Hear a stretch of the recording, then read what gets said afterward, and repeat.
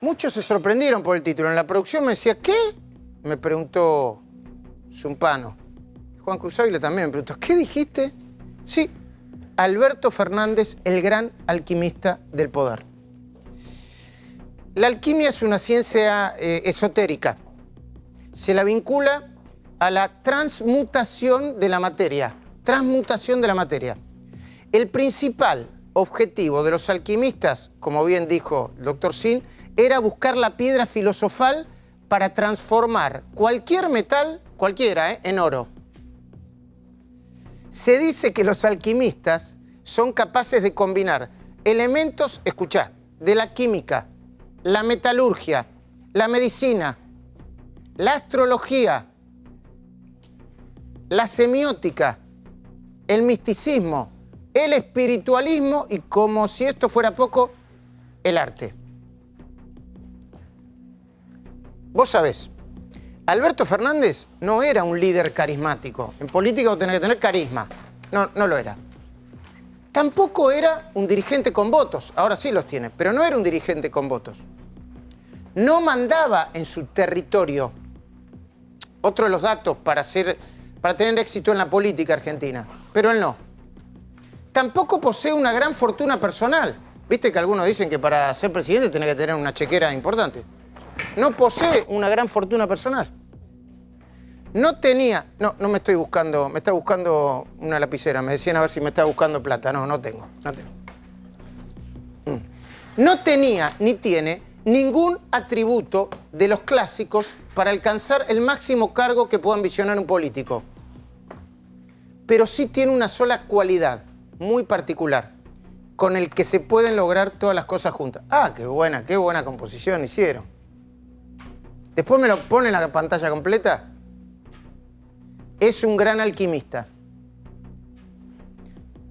Un gran alquimista del poder. Yo enseguida te voy a explicar por qué. Pero antes, no quiero dejar de destacar uno de los ingredientes, de los elementos más sorprendentes que Alberto incluyó en su tubo de ensayo en las últimas horas. Hola, Silvina Martín. Me están mirando todo. ¿A dónde querrá llegar? Bueno. Uno de los ingredientes más sorprendentes que puso en su tubo de ensayo, che, esas uñas largas que le hicieron no me gusta, ¿eh? Después van a decir que córtenle las uñas, por favor. No es mío, ¿eh? No es de mi autoría. La designación como una de sus 4 figuras principales del equipo de transición de Vilma Ibarra. Una de las más acérrimas y profundas, escuchá, acérrimas y profundas críticas de Cristina. La que le pegó por todos lados. Yo acá tengo el libro. Por el lado del doble discurso, por un lado del ocultamiento de la corrupción, la manipulación del INDEC. Te pongo el libro para que lo muestre. Te lo pongo acá. Mira, ahí.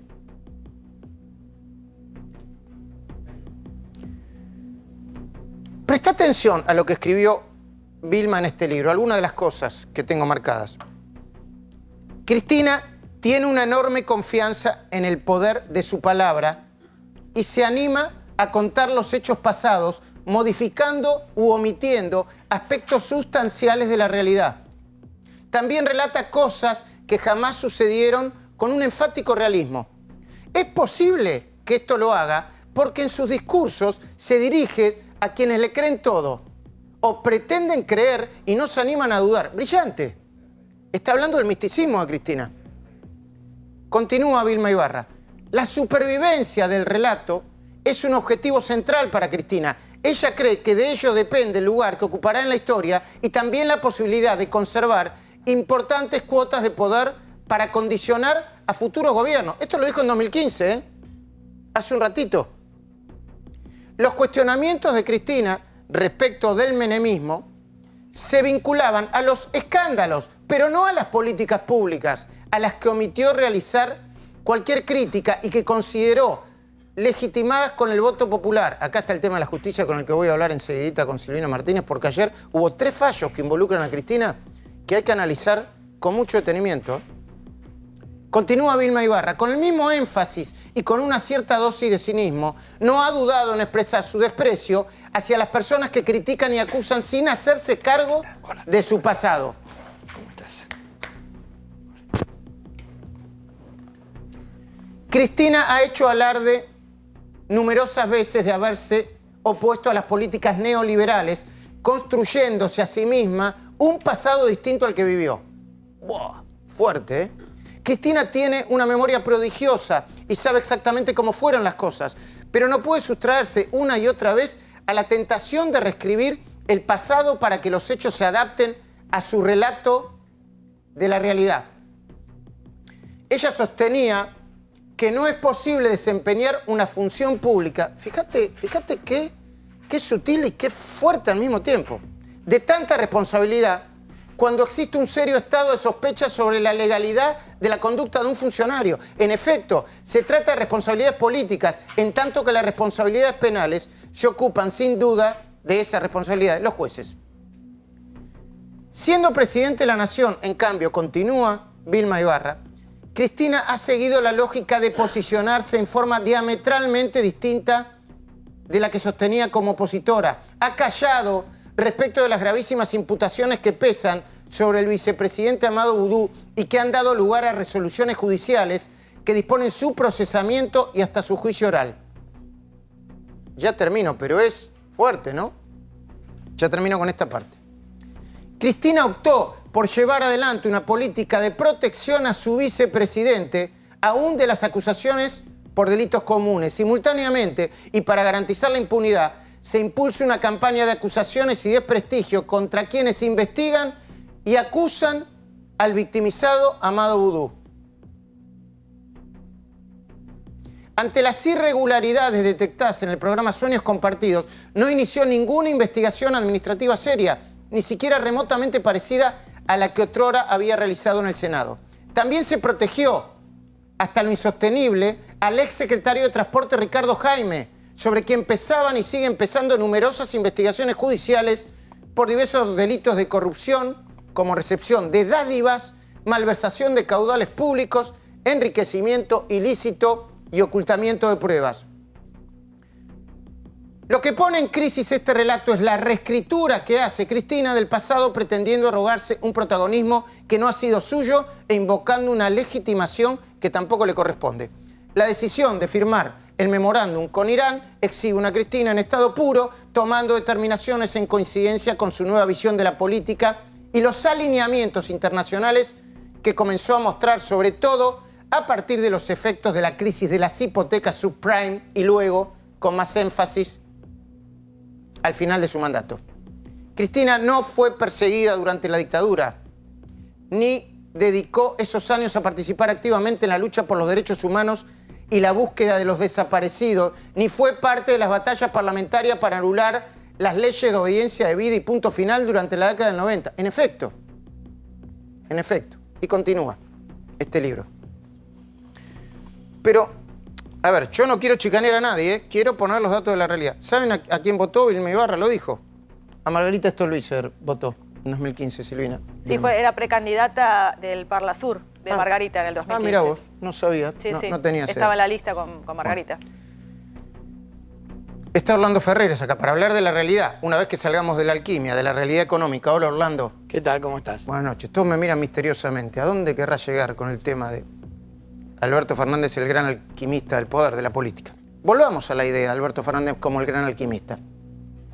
Fíjate, con un poco de magia por acá y otro poco por allá, en 2003 se transformó en el nombre más importante de la Argentina, después de Kirchner. Su gran maestro en la alquimia del poder en la Argentina. Kirchner, un hombre que se convirtió en presidente con una intención de voto inicial del 5% y un grado de conocimiento mínimo cuando empezó la carrera. Yo me acuerdo. Un hombre que después se hizo imbatible por haber restituido la autoridad presidencial con apenas el 22% de los votos. Si eso no es alquimia de poder, ¿la alquimia dónde está?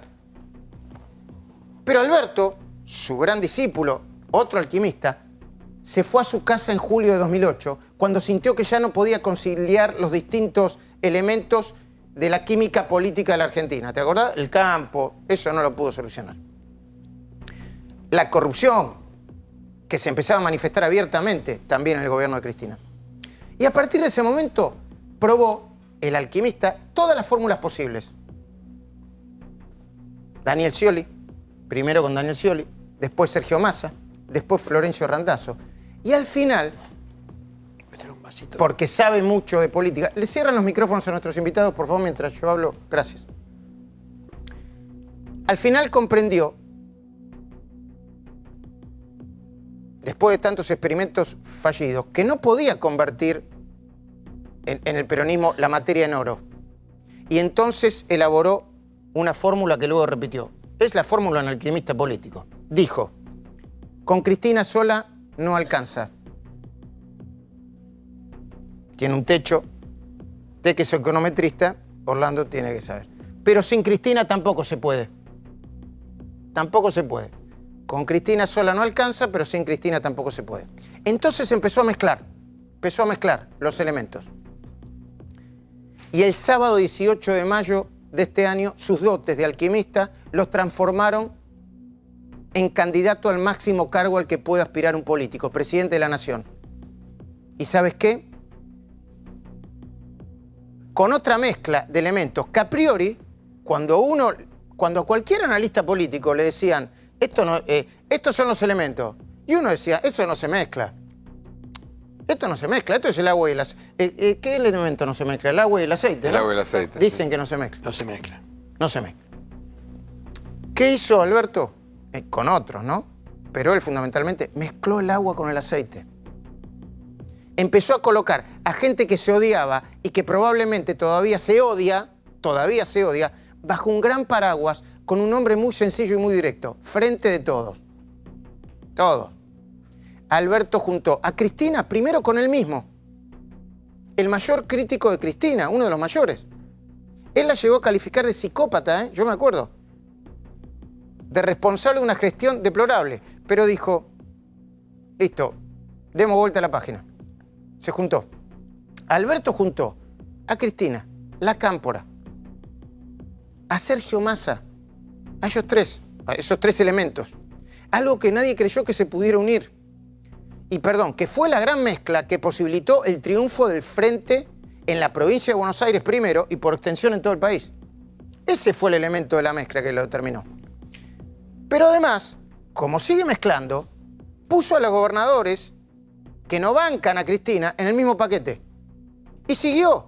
Y Alberto colocó a los gordos de la CGT, los muchachos de Hugo Moyano, a los de la CTA, todos juntos y revueltos, bajo el paraguas, un paraguas infalible, el de la vuelta al poder.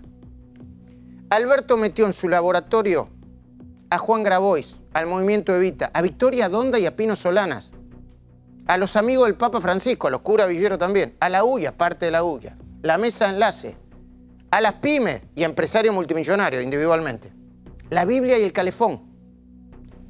No te confundas, no lo estoy elogiando, no lo estoy criticando, lo estoy describiendo políticamente. Lo estoy escaneando. Le estoy sacando una radiografía para que entiendas probablemente el presidente que se viene. Porque ahora que ganó, el alquimista Fernández sigue ensayando sus trucos de magia política con más energía y vértigo que nunca. Repasemos rápidamente. Primero todos juntos y después uno por uno. Mirá los elementos a los que está apelando ahora y mezclando en su tubo de ensayo. Primero, bueno, ya te lo dije, la sorprendente designación en su equipo de transición a Vilma Ibarra. A ver, algunos dicen, che, está provocando a Cristina. No, la puso ahí, confía en ella. Cristina hará los actos que hará, pero la puso ahí. Una de las críticas más acérrimas, te lo mostré, más profunda, más lúcida. Un poquitito solamente de lo que decía en alguno de los programas de televisión que estuvo, yo la entrevisté cuando presentó este libro, Cristina versus Cristina. Segundos nada más, para ubicarnos de nuevo, dale. Si había algo que se defendía era que la persona sospechada de corrupción se apartaba del gobierno. Esto lo decía Cristina, aquí está, cuando discutía, por ejemplo, y le pedía la renuncia a, ¿te acordás? A Camilión por el tema de las armas. Mira, se lo dice con todas las letras, Cristina. Camilión, decía, ministro de Defensa de Menem. Ministro de Defensa de Menem, que había estado involucrado en la venta de armas a Ecuador. Y allí Cristina le dice, mire, ministro, usted tiene que renunciar. Dice, usted tiene responsabilidad política. Mire, de la responsabilidad penal se ocupan los jueces. Pero los argentinos no nos merecemos que usted sea ministro sospechado de las peores cosas que lo están imputando. Y dice, los argentinos no podemos tener un ministro como usted. Usted apártese y deje que la función pública la cumpla gente proba. Bueno, cuando aparece Milani, ¿qué pasa en la Argentina? Que salen a decir, bueno, no tiene ninguna sentencia, hasta que no tenga sentencia, Milani se queda. Investigado por la desaparición de un soldado en Tucumán y además por enriquecimiento ilícito. Es decir, el tema económico, el enriquecimiento ilícito, lo de menos. Por víctimas, además. Digamos, entonces ahí vos decís, ¿qué empieza a pasar? Yo te digo, más que contra el relato, de alguna manera, lo que yo pongo en debate, y ahora que yo estoy, además, alejada de la compulsa electoral, yo no soy candidata, yo no estoy peleando en la compulsa electoral, ya pudiendo reflexionar sobre estas cosas, lo que yo planteo es discutir esto. Más que el relato es la ética del relato. ¿Qué crees que lleva a ese? La ética del relato. Pero después está la no menos sorprendente designación de Gustavo Vélez. A ver, para que se entienda bien, yo estoy de acuerdo con que Vilma Ibarra esté en el equipo de transición, muy seria, muy proba, muy honesta, muy coherente, dice lo que piensa, se puede equivocar como todos nosotros. Pero también está Gustavo Vélez, uno de los mayores adversarios de Néstor en su momento. Y yo me parece bien que Gustavo Vélez esté ahí. Yo lo conozco de hace muchos años. Se puede equivocar, es una persona honesta, Gustavo Vélez. Es un símbolo de honestidad. Se tuvo que ir del gobierno de Néstor al mostrar la foto de la agente de inteligencia Jaime Estiuso en el programa de Mariano Grondona, ¿te acordás? Poné como referencia solamente unos segundos de ese momento tremendo. ¿Quién maneja la CIDE? La maneja, entre otras cosas, un señor que debería ser el hombre más público de la Argentina, al cual todo el mundo le tiene miedo. Cuando se lo menciona en una reunión, todo el mundo dice, no, cuidado, no te metas con ese tipo. No te metas porque es un tipo peligroso. Te puede mandar a matar, te puede meter situaciones muy complicadas, te puede armar operaciones, como habitualmente se dice. Es este señor, Jaime Estiuso. Sí. Uno de los que ha tomado contacto en su momento y ha embarrado toda la causa AMIA es este hombre. Ha sido uno de los grandes responsables de que la causa AMIA se frustrara. Impresionante, ¿no? Impresionante. Además, era ministro de Justicia, ¿no, Gustavo Vélez? Y se animó a hacer algo que no... No, pero pará. ¿Era ministro en ese momento todavía? Sí. No era que fue, pero esperame un poquito, yo sé que fue periodista. En el momento que hizo eso, era ministro de Justicia, se tuvo que ir. Y se fue del país, claro. Gustavo Vélez, se fue del país. Bueno, y ahora está es uno de los 4 coroneles del equipo de transición. Muy bien. Acaba de llegar la escritora, profesora, historiadora María Sáenz Quesada. María, tengo tu libro acá. Empecé a leerlo con detenimiento, pero sé que tenés muy buenas críticas y me parece muy interesante. Estoy hablando de la alquimia del poder, un poco del peronismo. Vamos a hablar del peronismo y probablemente de tu libro, del peronismo que reflejás en tu libro y del peronismo que viene, si no te parece mal. Gracias, María. Pero fíjate los elementos de las últimas horas del alquimista presidente electo, con mucho respeto lo digo, sin faltar respeto a la investidura, Alberto Fernández. La foto de Brian. ¿Viste la foto de Brian? Impresionante, ¿no? A ver, yo no critico lo que hace Alberto Fernández, me parece muy inteligente. Era un presidente de mesa, tenía un mal aspecto, alguien le sacó una foto y dijo, cuidado que es un pibe chorro, no sé qué, lo viralizó. Después dicen que era del movimiento Evita. A mí no me importa que sea el movimiento Evita, ¿eh? Lo que no me gusta es que discriminen a nadie, sea el movimiento Evita o de cualquier partido político. ¿Y qué hizo él? Se puso la gorra y comunicó que a partir de ese momento en la Argentina, él como presidente no se iba a discriminar a nadie. Muy inteligente, como un elemento simbólico en el juego del poder, lo que muestra, ¿no? Yo, como va a tener un problema económico grave, va a tener que meter muchos símbolos a sus decisiones, ¿no? Esto es un símbolo.